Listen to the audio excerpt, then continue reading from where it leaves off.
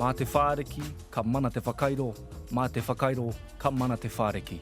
Welcome to Mata, with me, Tū Whenua Ngā Tanahira, on the whāreki for Mihi Ngārangi. This episode is brought to you by Te Māngai Pāho and Irirangi Te Motu, New Zealand on air. Tāmaki Herenga Waka, Tāmaki Herenga Tangata. Auckland, the place where waka come to anchor and where traffic comes to a standstill. With fewer than 80 days until voting begins in the Auckland mayoralty, the race to lead the super city is gearing up. One of the names on the ballot this year is independent candidate Kerrin Leoni, who currently represents the Faux ward on council. Leoni traces her whakapapa to Ngāti Pāoa, Ngāi Takoto and Ngāti Kuri, and holds a master's degree in economics and international politics from King's College in London. Leoni is pitching a vision of Tāmaki Makaurau that's future-ready, infrastructure that works, growth that makes sense, and a city that includes everyone. But is Tāmaki Makaurau ready for its first wahine mea? And how does she plan to win over the hearts and minds of Auckland's gridlocked commuters? Let's find out. Tēnā koe, Kerrin. Tēnā How are koe. you? Good, I'm good. Got some nice coffee here, so yeah. Excellent. Now let's kick off straight away, eh? So what would a Tāmaki Makaurau led by you look like? Oh, look, it would be a vibrant and happening Tāmaki Makaurau. We have got so many things that we need to do in this city. Right now, we have got a huge youth population. The median age in Tāmaki Makaurau is 35 years old. So I think we need to have leadership in our city that actually represents the majority population here. We have got huge things that we need to do in terms of transport for Tāmaki Makaurau.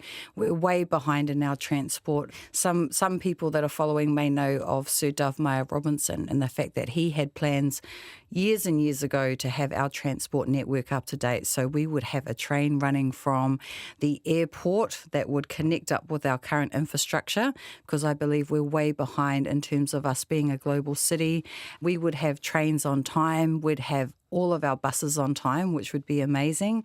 But we would just be a vibrant city and focusing on our economic development, get lots of Māori tourism happening here, tourism all around, and just get our city pumping. That's what we need. So just on that, from your perspective, what are the biggest, road cones or potholes or traffic jams that is stopping Tāmaki Makaurau from getting there? Right. So the Auckland transport issue is still really significant for our city. It's probably number 2 after the cost of living because people are struggling a lot. The road cones, I would say, is a side issue. They do need to be addressed and there is mahi that's happening in that space. But actually the really big mahi is getting the big infrastructure projects underway. As I say, we need to look at opening the train line back up that goes out to Huapai. There's no train that services all those people that have just bought new homes out in that area. So we need to get that train line going. As I say, we need to look at the airport and we just need to really get people moving around Auckland. The congestion in Auckland is terrible. It's taking people 2 hours to get across the city, even on the weekends. And everyone's just frustrated. They're over it. They don't want to be in their cars, but there's no alternative. So that's actually one of the biggest issues right now. The cost of living is, it's really affecting everyone's mental health and safety. Safety about even getting into public transport for a lot of our ethnic communities, whānau.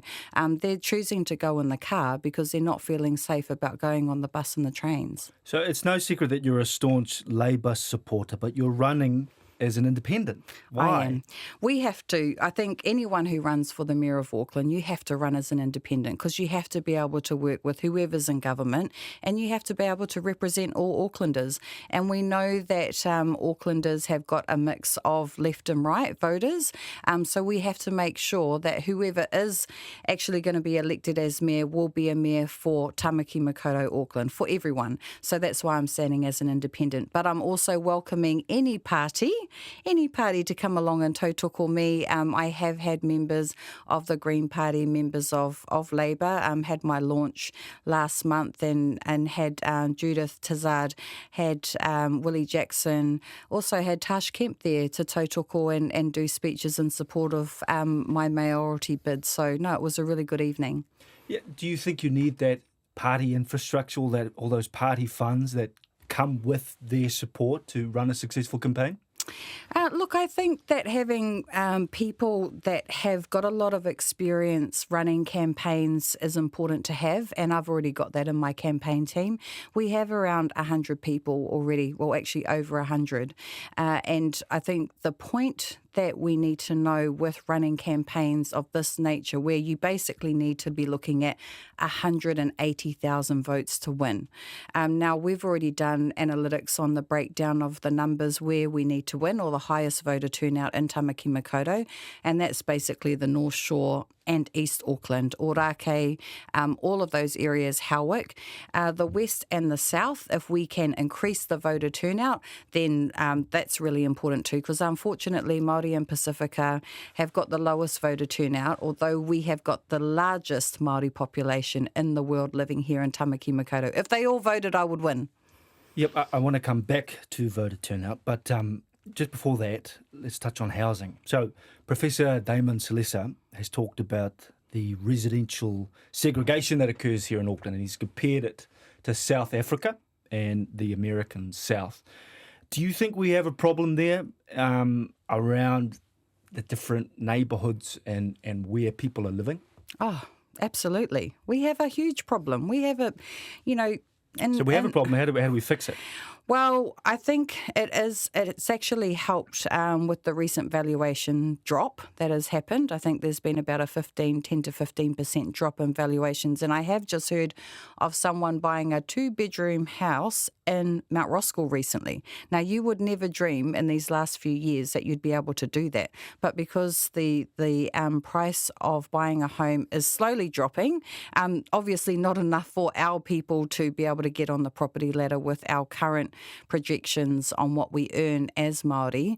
But yeah, no, there's huge segregation around that. A majority of Aucklanders are renters now, whereas 20 years ago a majority were homeowners. You could buy a home in Auckland for $150,000.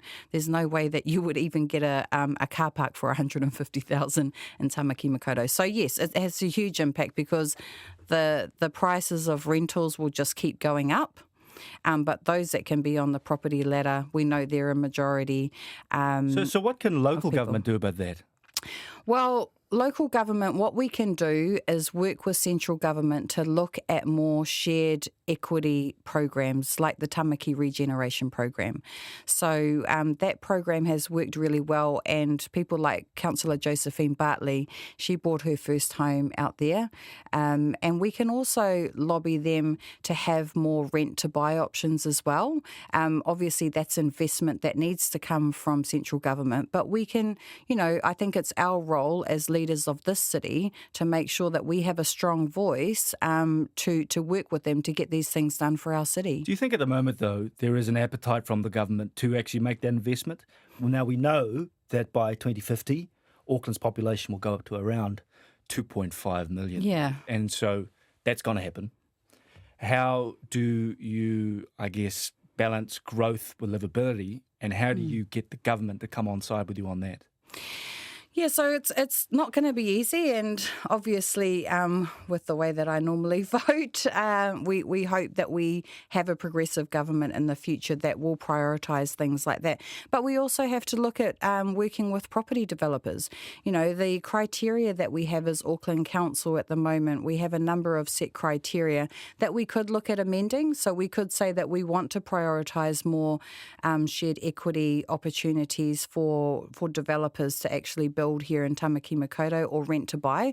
We have the option to do things like that, and I think we have to really lead the way because developers are making a lot of money. Obviously, it's slowed down a lot now, but those are the things that we have to be pushing at those levels. I want to come back to voter turnout. So, especially among rangatahi, it's really low. It is. You said that out west and down south, it's a particular problem. So how do you convince them that it's actually worth registering to vote? How do you do that? So I know that it was great that we had Toi Tū Te Tiriti really raised the profile on getting Māori to vote and to get registered. And I think they had some numbers around getting the registrations up. So I think we are going to have to look at some other avenues or options to. Yes, well, because those kind of campaigns come around every time it's an election. And Yes. time and time again. We need one now. They don't work. So Yeah. what would be your solution there? We will need to get at least 1,000 door knockers on the streets. We need to get them on the streets, knocking on all the doors where we know Māori don't vote, and we need to get... So there's a rule that we can actually adhere to where they can do the vote, they can seal the envelope, and then we can take it to the library for them. So that's happened on a number of campaigns before, and we'll be pushing that. We'll be doing a strong social media campaign, even though I think that's not actually the campaigner's responsibility to do it. You know, it's quite disheartening when you look at, you know, the really big media outlets that focus on central government, but we've got the biggest election here happening in 12 weeks' time, and no one even knows that it's happening. You know? Do you think you can pull 1,000 door knockers together? Yes, I do. Yeah, absolutely. Because I think people want change.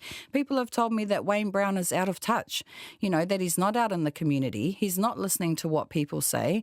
And people don't identify with the changes that he's made. He said he was going to fix Auckland, and no one can actually see what he's fixed. So that's the reason why I'm running, is because people have actually said that they want someone else to be able to vote for. So I'll be putting up a really big fight to stand against them. So just on that comment around our current mayor, Wayne Brown, I think it's fair to say that you've been reluctant to disparage him in the past, but you've talked up how you are a consensus builder and want to have, you know, constructive conversations with central government. You just mentioned them just before. Mm. Does the current government strike you as being receptive to that? Yes, I mean, I do know some people that are sitting MPs in the National Party, and I have got good relationships with them. And I think that we have to work together. Like, there's no option there. When you look at our population here in Tāmaki Makaurau, and that we're the powerhouse of this country, you've got to be able to have those relationships. From what I hear with Wayne, he doesn't use the people who are current National Party members in council to actually leverage those relationships, including the Deputy Mayor. Do you have an example of that?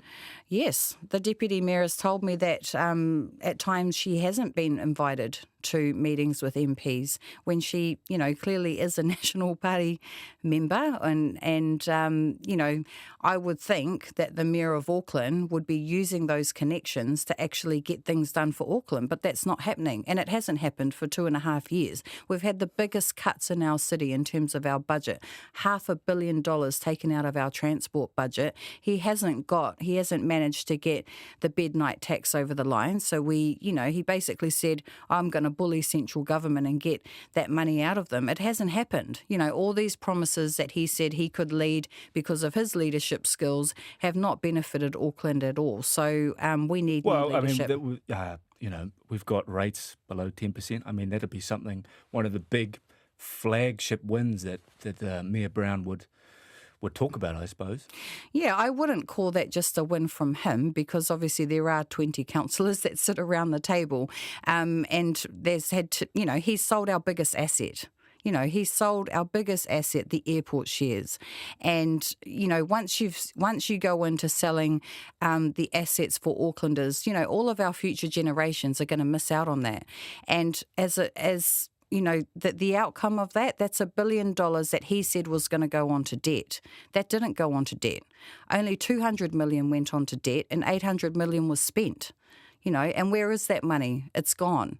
We're still $12 billion in debt now. The debt's gone up under him, you know, as being our leader of the city. So from my perspective, the numbers don't add up, and his leadership around selling our biggest asset has not been good for our city. Is that an opinion that is shared by other councillors? That's my opinion.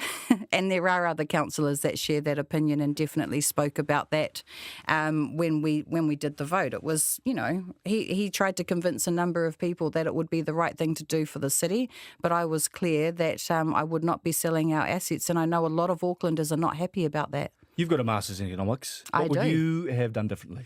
I would have definitely kept the shares. I still would have focused on making the cuts where we need to. And I think the biggest area that we do need to make the cuts, which I've already announced at my launch, is actually bringing a lot of our contracts back in-house. So right now, a majority of our contracts with council are with Tier 1 contractors that are not even New Zealand-owned companies. They're Australian-owned companies. So if you look at Downers, if you look at Ventia, all of these big organisations that subcontract to Aucklanders, but they're taking all the profit and that's going to Australia. Now, from my perspective, that's not good enough. Every single dollar that is spent by Auckland Council should remain in the city and be part of our circular economy, and that's what we need to be focusing on. They call, being the mayor of Auckland the second hardest job in the country. It's one step down from being the Prime Minister. You're in charge of the super city. It's enormous. And I'm wondering, if, because being the mayor, unlike the Prime Minister, is one vote, and it's not necessarily the head of a majority coalition. You get different councillors with different views, right, who represent their communities.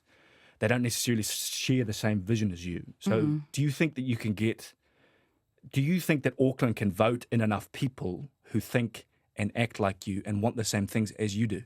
Oh, yeah, absolutely. I've got a good relationship with all of the councillors, every single councillor. And that's probably why I feel that I've possibly got the most money for my ward, for the faux ward. So even though I voted against the sale of the airport shares, I was still able to negotiate with the mayor and with the remaining councillors, or the councillors sitting there, for $15 million in my ward. Now, that's a lot of money. And I was able to do that because of my negotiation skills. And because I think that as long as you have a leader that is able to work with everyone across all parties, then you will get what's best for the city. And that's what we need to be looking forward to for the future, because we've got, as I said before, we're way behind in terms of our transport infrastructure. We've got so much to do, and we just need to get on with it. You said just before that the median age of Aucklanders was about 35 years old. It is. For Māori, that's 26, right? That's right, yeah. And so does that shift what their chief concerns are, do you think? We're talking specifically about Māori residents here. How do you address that? So I think the chief concerns that I'm hearing for Māori in general is the cost of living right across Tāmaki Makaurau. People can't afford kai. We've got people that are sleeping in their cars. Homelessness is still at a very high rate for our city. And I'm hearing that some people are surviving on $30 a week to buy kai and shopping. And, that's really sad. And when we look at what we provide as council, so we provide free pools out in South Auckland. We provide so many free activities. You look at the libraries now, that's like a community centre. That's where people go to actually meet up with other people in their local communities.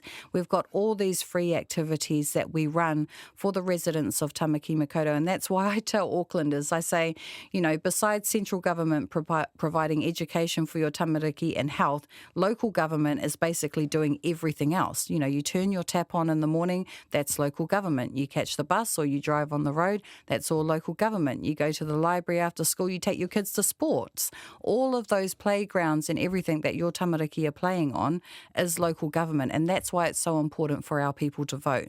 They've got to have a say, and we need to make sure that we keep all these things in place. I remember one of the local board chair from Manafinoa came in and cried in front of all of the councillors and talked about the cuts that Wayne Brown was going to do at the start of the term, which would have affected a lot of tamariki out in Manafinoa not being able to access free swimming lessons. They're really important for our future generations to have access to all of these things.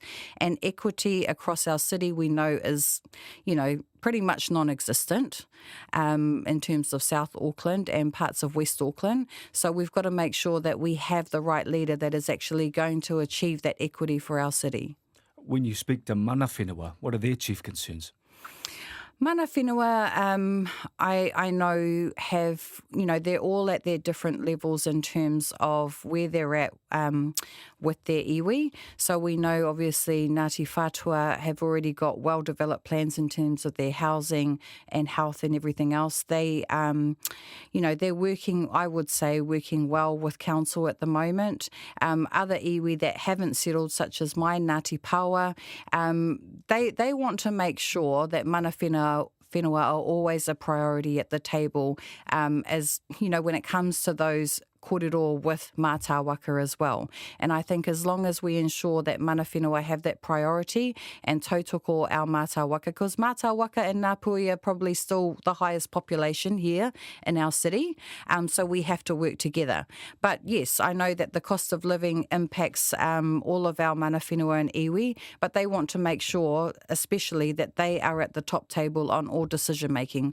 I would love to see Manawhenua sitting at the council table, and we were very close to actually having them sit at the council table when we were looking at Māori wards and then looking at an alternative, which could have been to have 2 seats for Manawhenua sitting there with councillors, unfortunately without voting rights, but still having access to all the material as councillors do.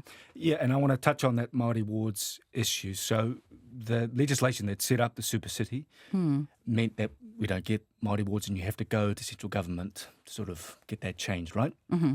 In lieu of that, we've got the Independent Māori Statutory Board. That's right. Which system do you think would be more effective to get Māori voices heard at the local level? Yeah, I think we need both. And I was very clear about that when I was interviewed by media when that vote was happening. I mean, we've got the largest Māori population here in Tāmaki Makaurau, and we need to have both because other councils have, advisory boards with Manawhenua that sit on it, like Haukura. Yes, Haukura sit on all of our committees, but they're not at the top table. So we need to have Māori at the top table because all of that committee decision-making feeds into the governing body, which is where the final decisions are made. So we need to have that representation. I mean, it would be great to see some young rangatahi sitting there at the top table with us, coming up with fresh ideas. I mean, the average age, I'm sure, of the current councillors that we have is probably 50 and over, 60, 70. Well, Wayne Brown's 78. We need fresh ideas and we need young Māori to be coming through and have good succession planning and take all the seats, Politics seems like a real nasty business, and you don't have to look too much further than, some of the accusations and some of the coverage that's been levied against people like Tory Whānau, for instance. Are you equipped to deal with that? I am, and I've already had some comments, she's going to be another Tory Whānau, and I've been really clear to say, well, actually, I've already done 5.5 years in local government. Tory hadn't had that chance to do a term, and she's been very open about that if she would have done it again, she probably would have done a term first as a councillor, then gone for mayor. But regardless, I'm very proud of the fact that she's broken so many glass ceilings by being the first wahine Māori mayor of Wellington. And I'm also a mum. There's no way that I'm going to be going out and having late nights out and things like that. I've got to get up and tend to my children in the morning, and then we've got to all run a city. And I've had no negative media in 5 years that has highlighted any issues like that, and that's what I'll be saying to anyone. And it's ridiculous. Who's going to say that I'm like someone just because I'm Māori? That's wrong. Is Auckland ready for a wahine? Look, I think they are. As long as I've got strong policy and as long as that policy is going to be for all Aucklanders. And that's what I'm focusing on. The 2 seats that I've stood for previously, so the Waitemata local board, which I was the deputy chair of in my first term, has probably got the lowest Māori population in it, but I won a seat on there because I campaigned and made sure that my policies were for everyone in the Waitemata. The same thing as the Faux Ward Councillor. I'm the first wahine Māori to actually win a seat and be a ward councillor for the super city, campaigning on things that are important to all Aucklanders. So as long as I'm clear that I'm here to represent all Aucklanders for Tāmaki Makaurau, I think they will be ready. Kerrin Leoni, thank you for your time. Tēnā koe. Tēnā koe. Thank you for your time too. Ngā mihi. I te whakarongo koutou ki a Kerrin Leoni, kai tono koromatua I Tāmaki Makaurau. Anō he tōrea e pāwatu rā I te whatinga o te taihua ka ki te mena he tio te otinga. Tēnei te mihi ki te Māngai Pāho me irirangi te motu, nā rāwa tēnei hōtaka I tautoko. Mata will be back in a fortnight.